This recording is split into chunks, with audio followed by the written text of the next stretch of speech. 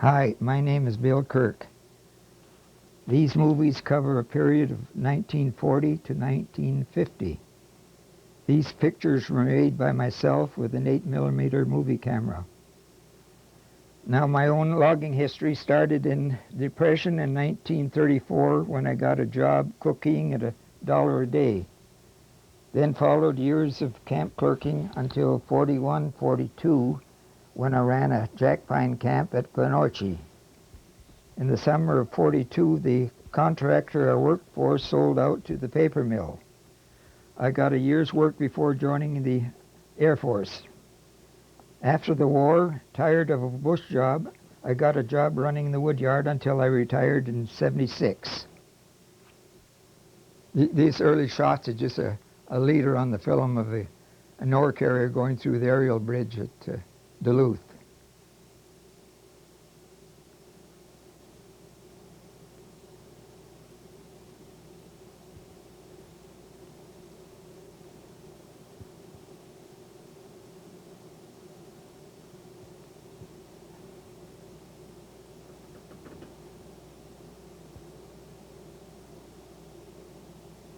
Now we start with the July the 4th parade in 1940 in International Falls down the main drag.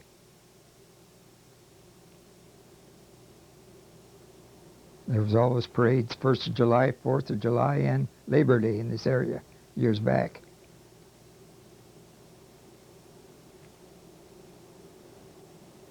Team from Shovel and Clark horses, Fort Francis side.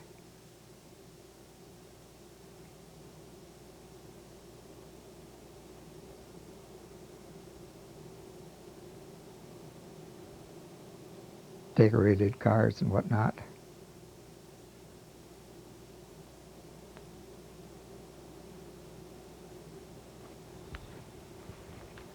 There was a little bear at the end of the parade route the day I was taking these shots. That's how I got this shot.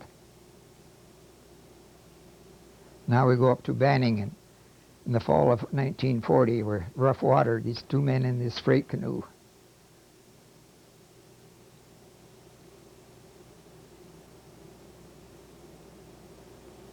Our main camp was located north of here on Camp Lake.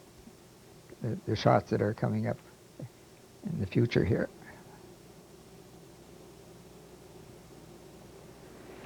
In the fall of the year, live beef was always brought in because you couldn't, and butchered here at the site, campsite.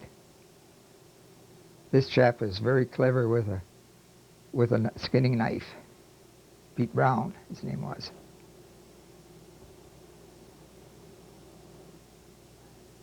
He hit him on the head and then cut the neck off.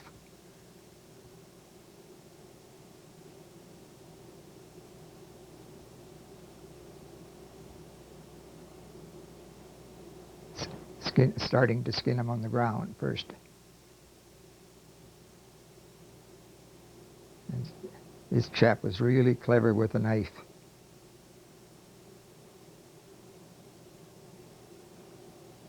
And they're lifting it up on a tripod. They call this a Spanish windlass, I believe. Pulling out the innards.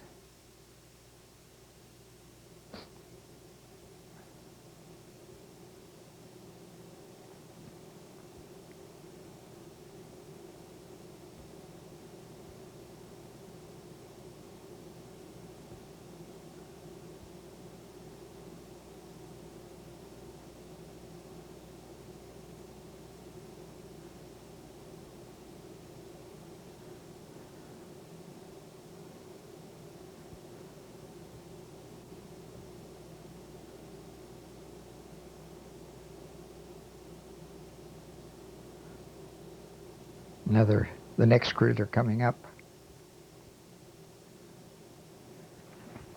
I bought trout from this Indian couple for 5 cents a pound twice during the winter to feed the camp. Now there's a shot of one of Shovel and Clark struck in 1940. Went through the ice at Reef Point on Ray Lake. Right in front of where George Armstrong lives right now. They lifted it out with a jammer and 4-horse team.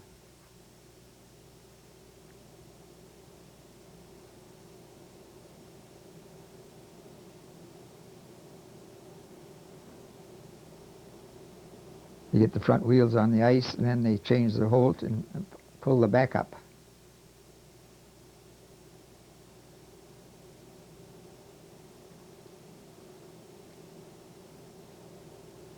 And the truck was running the next day, I believe. That last winter, Shovel and Clark had 4 camps on Rainy Lake. That was the last time they logged in this area. They had big timber limits up Hopkins Bay. That was the end of their operations. This fellow used to come into a camp at Flanders for dog scraps. He was a powerhouse operator at Cam Lake.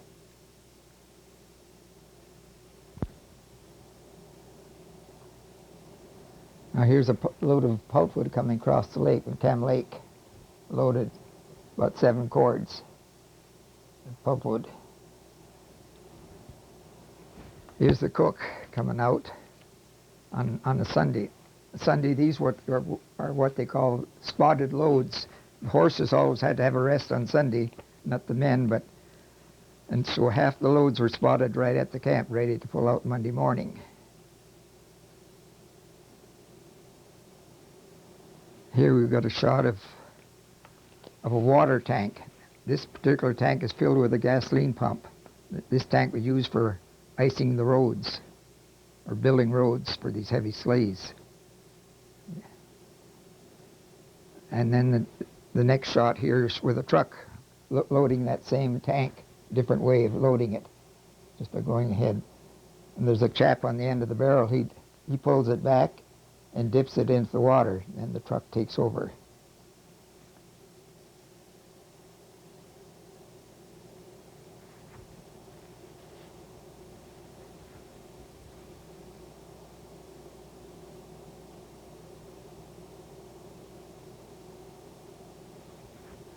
These tanks hold about roughly 50 barrels.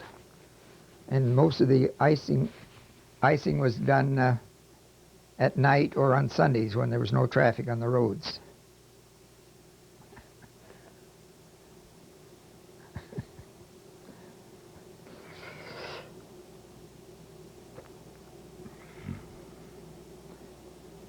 This well-ballasted truck is hauling this load away.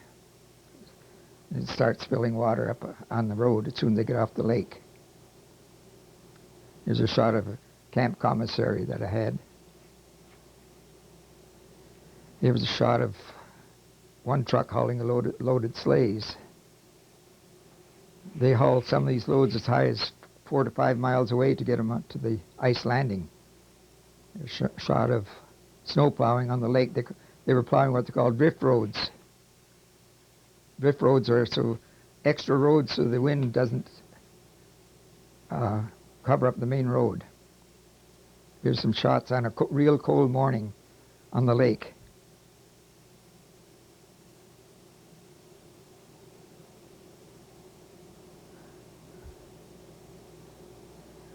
On this particular, I think by spring they landed about 10,000 cord of wood on this particular landing, ice landing. Later on, it was all rounded up with boom timber.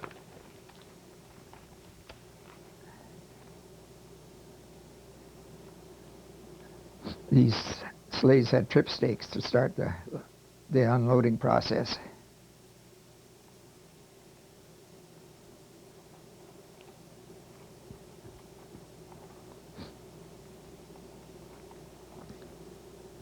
In the spring, they could always haul good loads. You could haul a full load.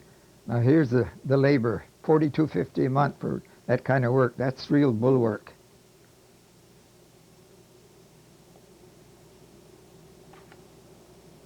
Here's the camp foreman walking down a little ice hill.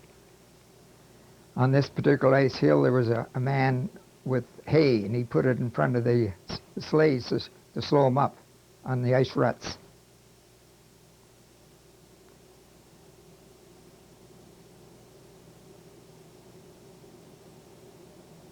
This is a full load in the spring. You could load all your sleighs could handle. The hayman is on the left there in the corner.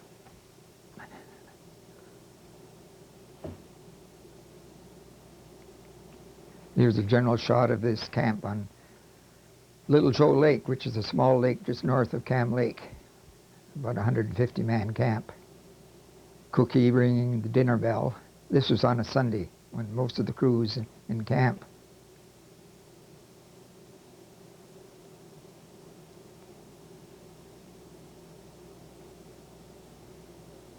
Notice the logs are all upright on that outside building.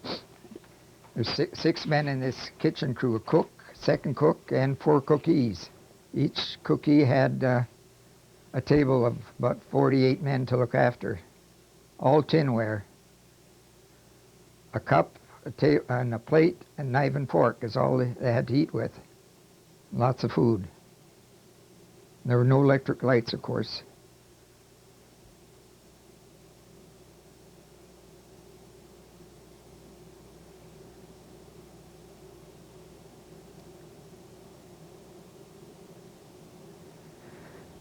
The men filed in to eat. They'd eat all they wanted and say, please pass something. And that was it. There was no conversation at all allowed in the camps. None of the camps in this whole area. And when they were done, they just got up and walked out.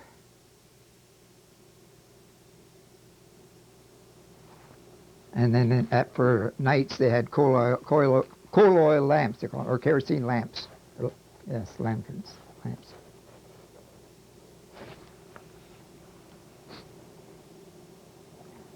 Here's a shot of part of the crew on Sunday.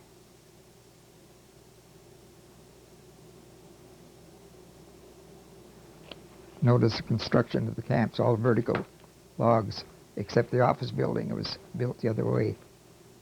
Here's a shot of the office crew and myself with the pipe. Boss's son. Snow plowing on the hauling roads.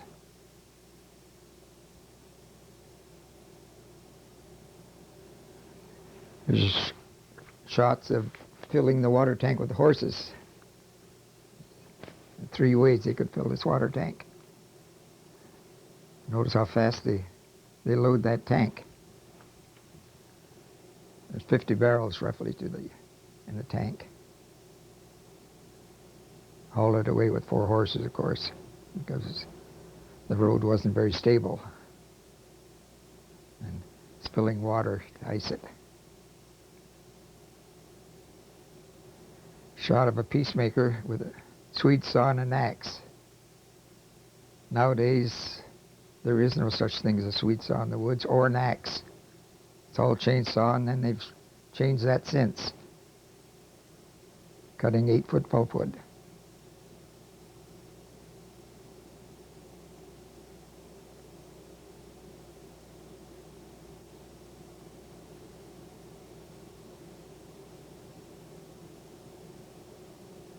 This was a local boy, Charlie Knevla.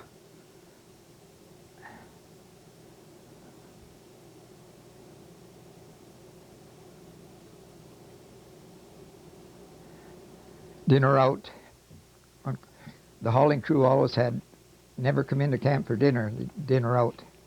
Here's some shots of spring haul wood that was skidded in with 1 horse to these piles where these fellows were loading it onto the sleighs.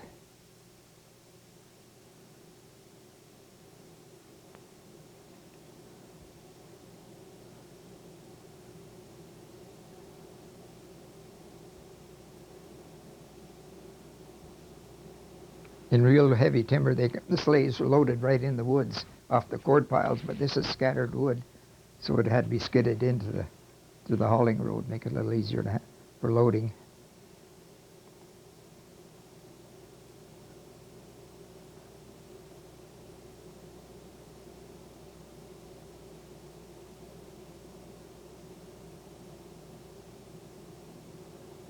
Government scaling the load, measuring it for dues, crown dues.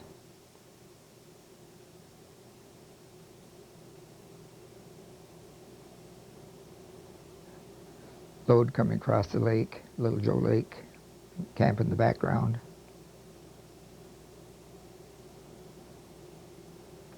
Unloading again.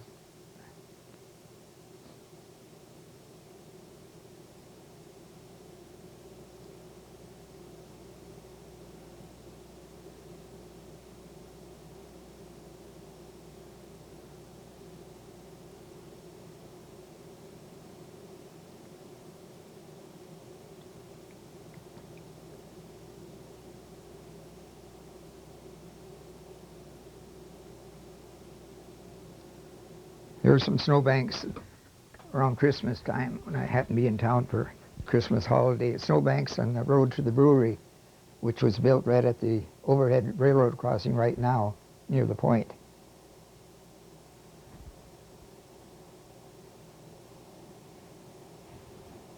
And on that particular morning, a freight train hit this Clark Robertson truck, and I was taking these pictures.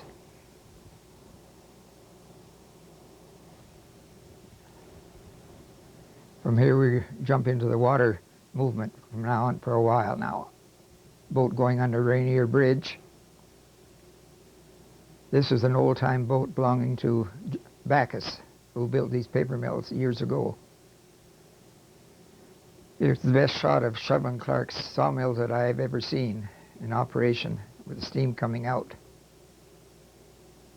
These sawmills cut about 1 million feet a day of lumber. Here's the shot that you see on PBS, Channel 8, often just a short shot of these 4 horses taking out this load on between program changes sometimes.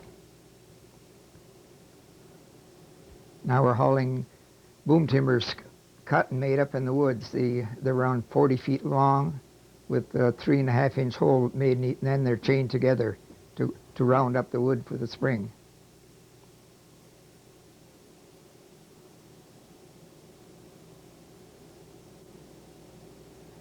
This shot shows of Shovel and Clark at the sawmill. They're putting in what they call a gasoline alligator in the spring of the year with this little cat. My dad happened to be on this shot, so that's probably why I took it.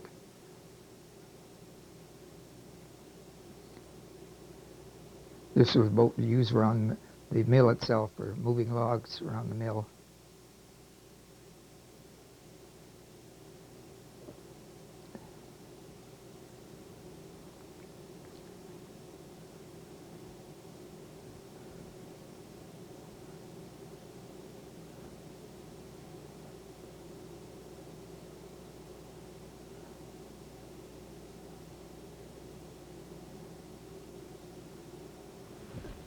What's called a gasoline alligator. It could be portaged because it had skids under the bottom to protect the wheel.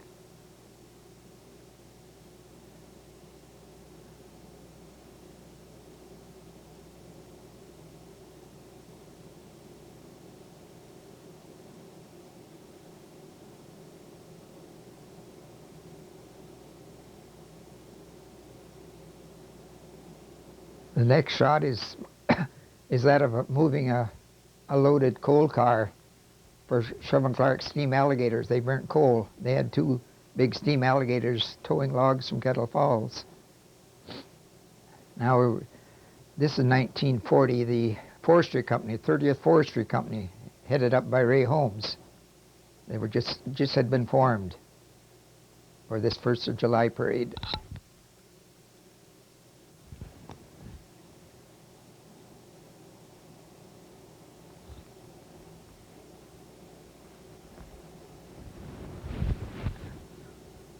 Paul Bunyan from the Falls. He was about a 7-footer.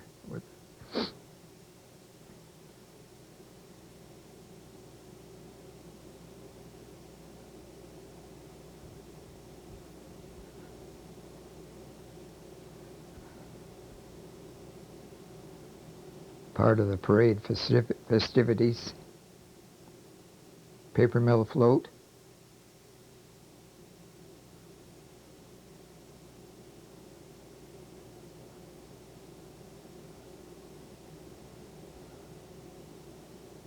Red Cross float.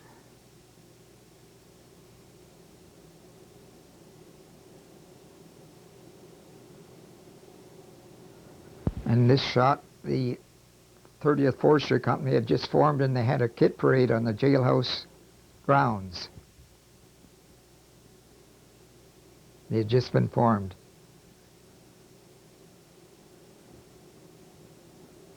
And this was a training route march to Frog Creek, roughly 3-4 miles and back.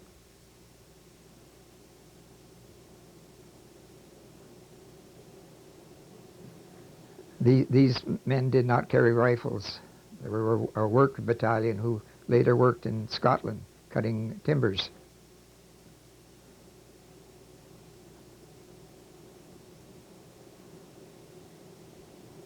Returned from Frog Creek, they're walking a little bit better cadence.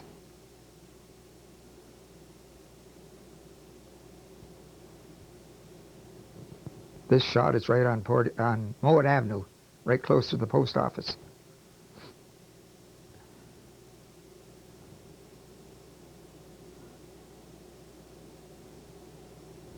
Post office on our left here, left corner here.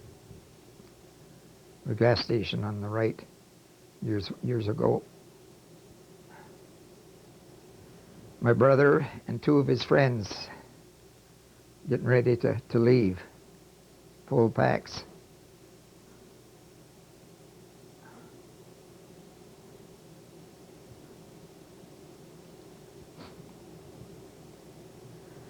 Here's some shots of pulpwood going under Rainier Bridge in the spring of the year, with the Hallett in the distance and their auxiliary just coming up to the bridge right now.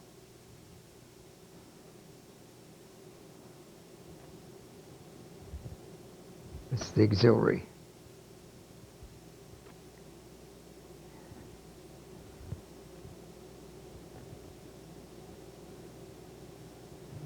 Shot of the Hallett in the lower river below the bridge.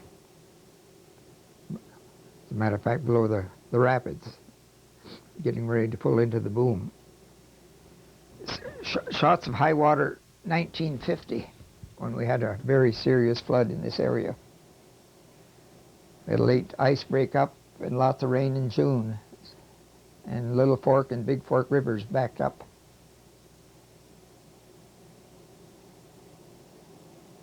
This chap is going into the logging garage, right? Present logging garage.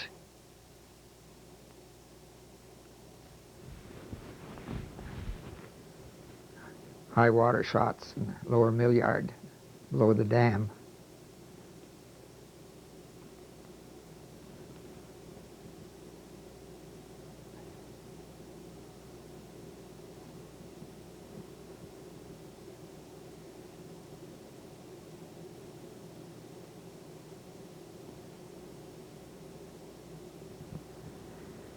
Here's some pulpwood above Rainier Bridge, just in front of the beach, being put through Rainier Bridge, and there's ice amongst it. 1950. You see some of the fast water and ice in the distance, in the eddy.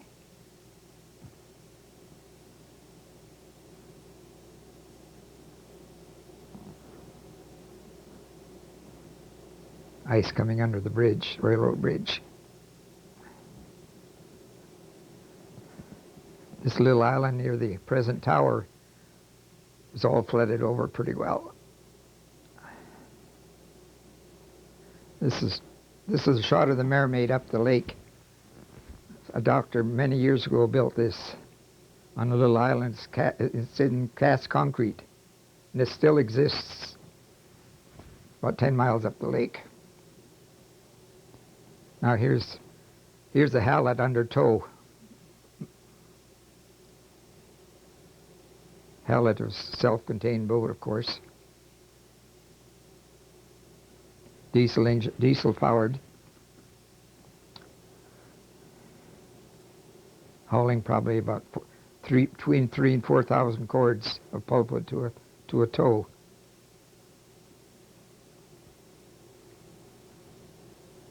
The Hallett traveled between Cam Lake Dam straight east of here, and in the North Arm they'd go up to the Cascades, and the odd trip to Kettle Falls.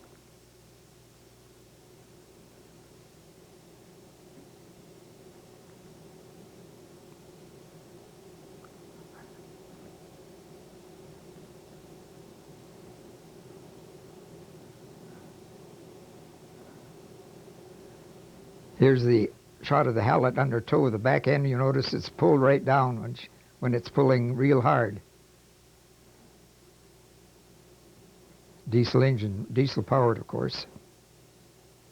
Now these shots my brother took from Matthew Sawmill, just up on the Indian reservation here, close by. These mills have burnt down, and the lumber yard all grown up in trees. This is a sorting belt where the lumber is sorted out for different grades and then hauled to the yard.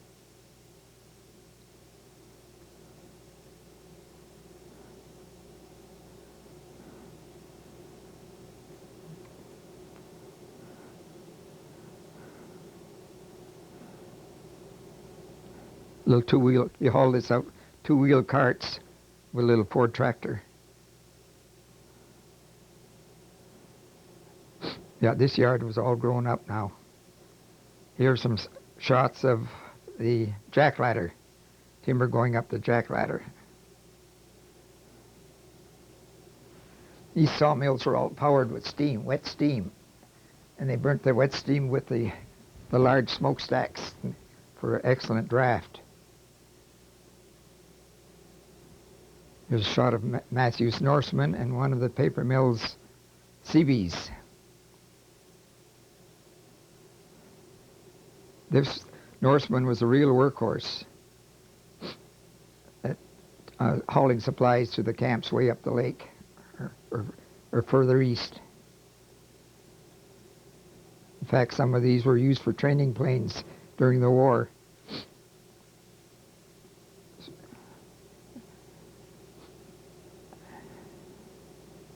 There's the Norseman. This is the jack ladder, pushing logs up on this moving chain up into the mill. These are white pine logs, if you can tell the difference. Now some shots of crappies that I was in on this party here. A party was canceled out, and I got a chance to go up with a Mando houseboat one year. These are the biggest crappies I've ever seen in my life, and it was fun catching them. I would say they averaged about 1.75 pounds, all 17 of them. Myself, with 3 engineers from the Falls Mill. Myself on the right in the red shirt.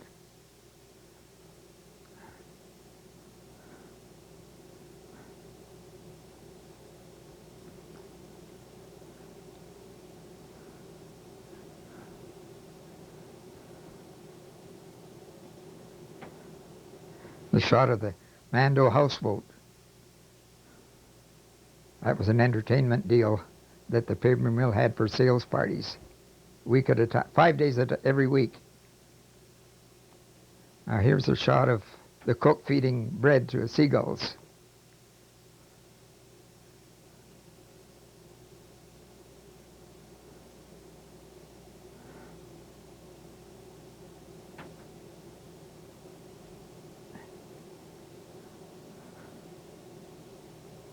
This boat, called the Georgia Mac, was a forerunner of the Hallet. It was gasoline powered, built in Fort Francis in about early 20s, powered with 2 60 horsepower Russell heavy-duty gasoline engines. And it did its towing on the cable. We call on the cable. They run out a mile and drop an anchor and then run back on their cable and wind up to it. Here was an auxiliary that burnt one night when I was working. I worked 3 summers on this boat. 2 as a logman, 2 summers, and one summer as an engineer.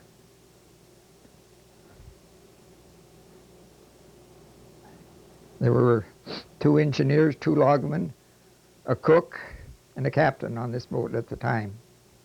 We were 6.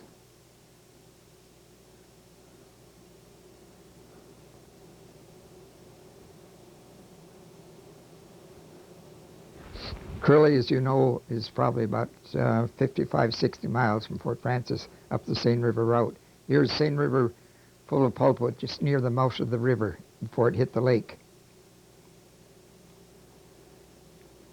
Kids passing us by in their birch bark kayaks while we were in the river here. Here's a shot of one of Shovel and Clark's steam alligators.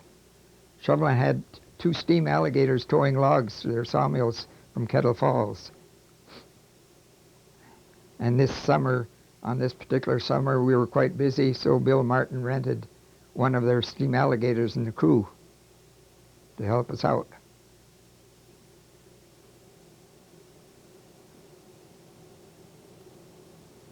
There's not probably 4,000 or 5,000 cord of it in this big tow. George Mack is self-contained, of course. 6 men.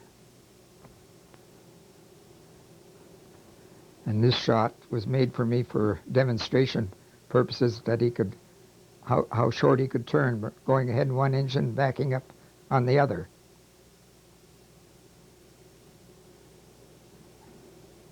Carried extra gasoline on top deck there, do you notice?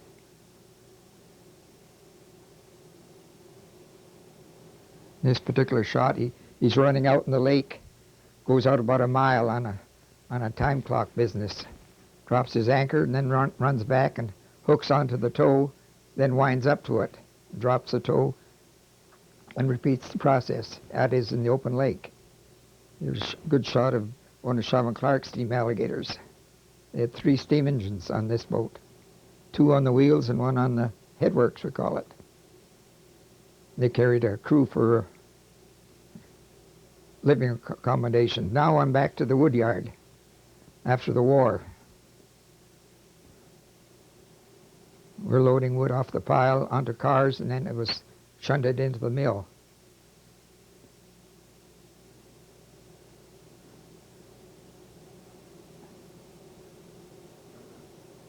This was the wood yard in front of the prison hospital, actually. This is a shot of a Saturday afternoon where my two brothers come out right in front of the Point Park and visited us there while we were towing this tow pulpwood into town.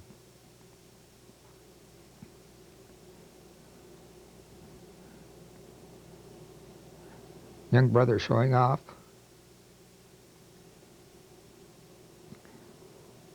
Anchor coming over the bow.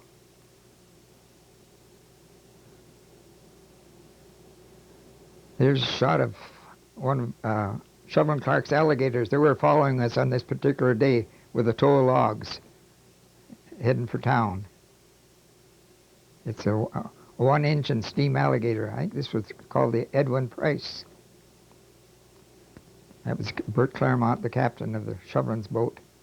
It's a smaller boat, but they have their barge on the side, with coal barge and cooking accommodations. Here we're loading a boat that Maffey built in his boatyard for the paper mill. This boat is going to be shipped on a flat car to Mine Center for driving purposes on Mine Center Lake, or towing, I should say.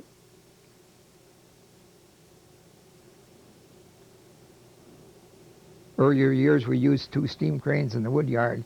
Then later we used diesel cranes, and then later on rubber tired equipment.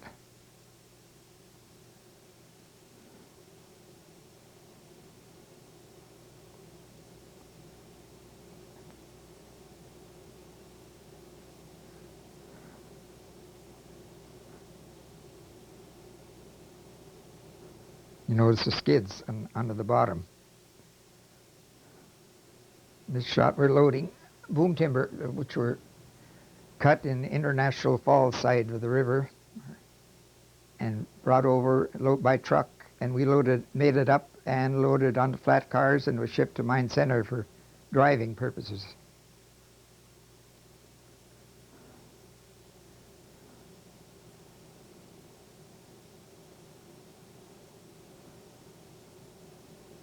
Operator's pretty good at catching these sticks on the balance to lift them.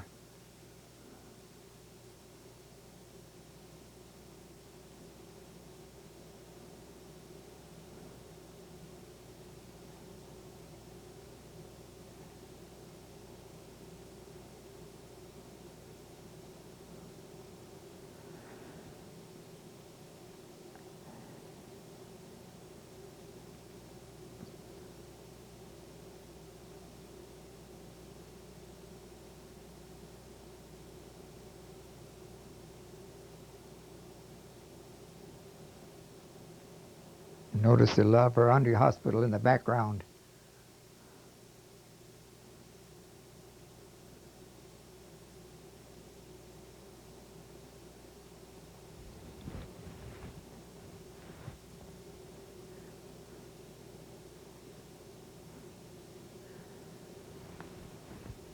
This system was, or machiners call a Cody jammer.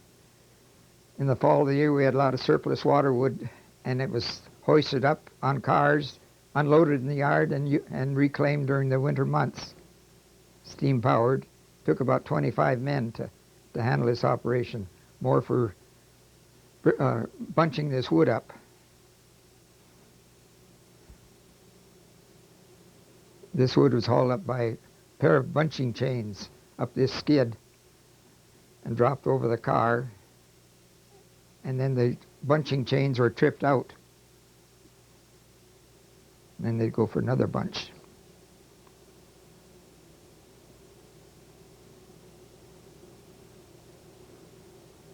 These Cody jammers are used a lot in Minnesota for loading logs onto railroad cars.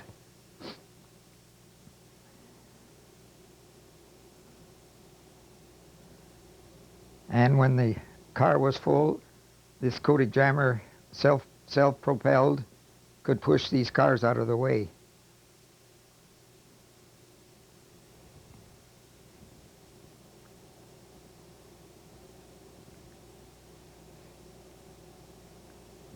Diesel crane in the background, used for unloading.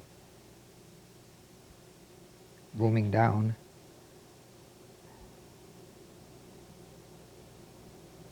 The Cody jammer coming back on spot. That's the Falls burner in the background, Falls sawmill.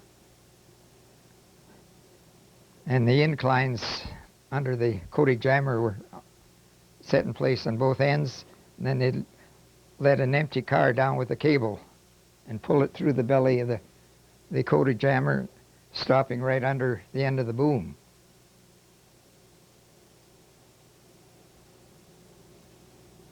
And when it was in place, they'd set up the stakes for another load. And that's pretty much the end of it.